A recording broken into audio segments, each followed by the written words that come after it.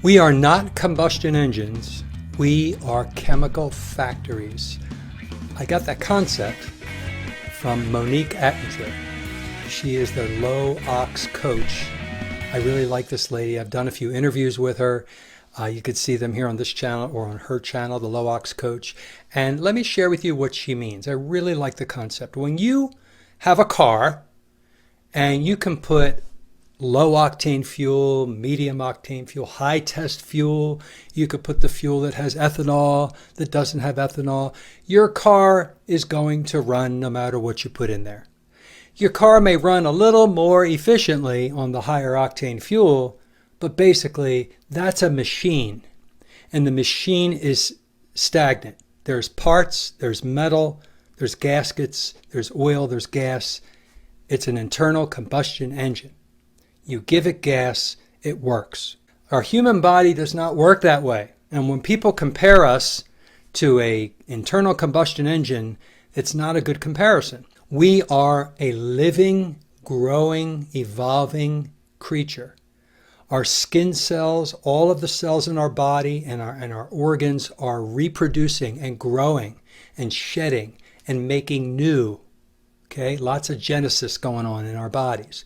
When we are eating our fuel of protein and fatty acids, we are nurturing all of the parts of our bones.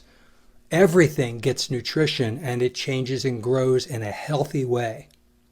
When you change our fuel and make it a low-grade fuel, give it grain, give it bread, give it corn, give it sugar, give it seed oils, it's going to create the new cells and the organs. It's going to make the substrate. That substrate is what you're using to regrow cells.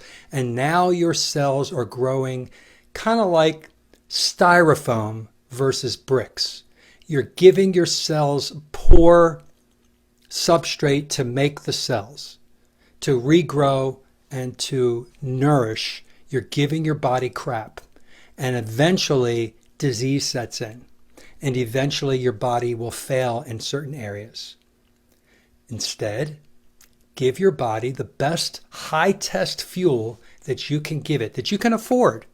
And that is beef, lamb, pork, poultry, fish, eggs. If you want to have some vegetables and they don't cause you any issues, go ahead. Remember, they have antinutrients.